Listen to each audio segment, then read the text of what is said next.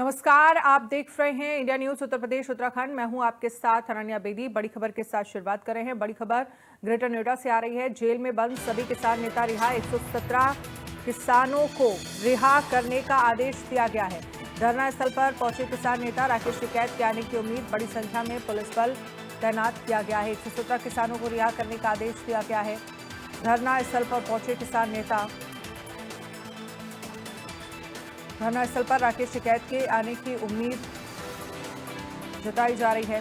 मौके पर बड़ी संख्या में पुलिस बल तैनात है।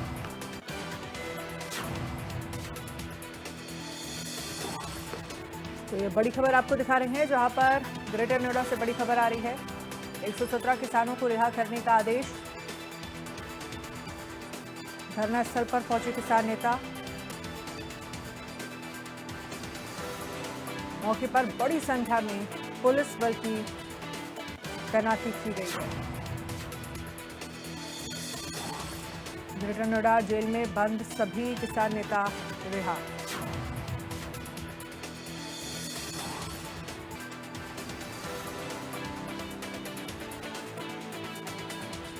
और ग्रेटर नोएडा से महेंद्र माही इस पर ज्यादा जानकारी के लिए हमारे साथ लाइव जुड़ गए हैं। महेंद्र, क्या जानकारी मिल रही है? किसान नेताओं को रिहा किया गया है। राकेश टिकैत क्या वहां पर पहुंचे हैं?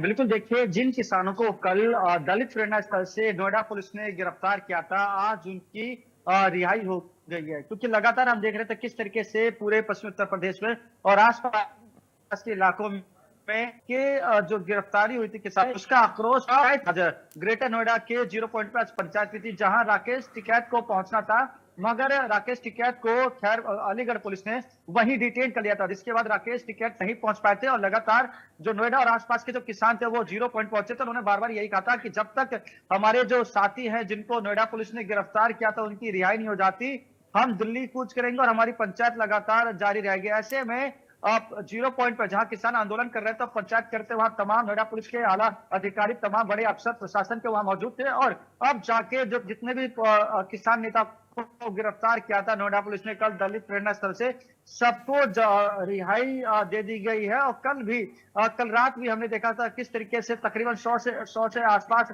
जो बुजुर्ग महिला और किसान है उनको भी जमानत दे दी गई थी। क्योंकि लगातार हम देख रहे थे किस तरीके से जिन किसानों की गिरफ्तारी हुई थी उनके आक्रोश में जो लोग हैं प्रदर्शन कर रहे थे, दिल्ली कूच करना चाहते थे। तमाम जो किसान संगठन है उनका ये ऐलान भी था कि अगर इन किसानों की रिहाई नहीं होती तो हम जल्द दिल्ली कूच करेंगे। ऐसे में इस कॉल के बाद जो नोएडा के तमाम बॉर्डर है, खासकर कालिंदी कुंज बॉर्डर है, चिल्ला बॉर्डर है, डीएनडी बॉर्डर है, सुबह से यहाँ जो पुलिस की भारी फोर्स तैनात की गई थी ताकि कोई भी किसान दिल्ली ना जा पाए। ऐसे में दोपहर के समय भी कुछ किसानों को नोएडा पुलिस ने महामाया फ्लाईओवर के पास हिरासत में लिया था और उनको बस में उठा के जेल भेजा था। ऐसे में एक तरीके से कह सकते हैं कि अब कहीं ना कहीं जब किसानों को रिहा किया है तो जो आंदोलन है वो कहीं ना कहीं थोड़ा नरम पड़ सकता है। क्योंकि अपनी मांगों को लेकर पिछले काफी समय से जो नोएडा और मांगे ग्रेटर क्या नोएडा के है किसान है। महेंद्र?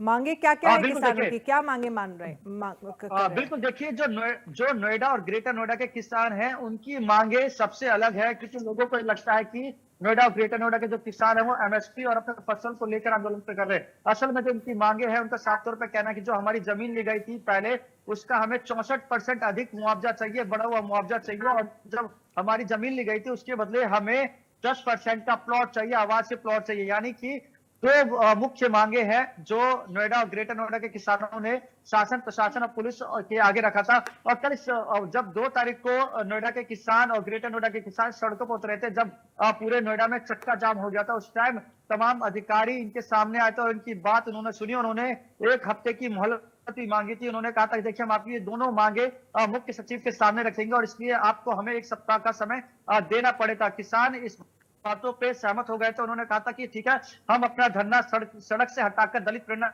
स्थल करते हैं। उसके बाद अगले दिन जब किसान वहां फिर से इकट्ठा हुए पंचायत कर रहे थे तो नोएडा पुलिस की टीम आती है, ब्लैक कमांडो की टीम आती है, तमाम अधिकारी वहां पहुंचते हैं और मात्र 5 से 10 मिनट के अंदर पूरे आंदोलन को वहां से हटा देते हैं, पुलिस जो किसानों को जेल में डाल देते हैं।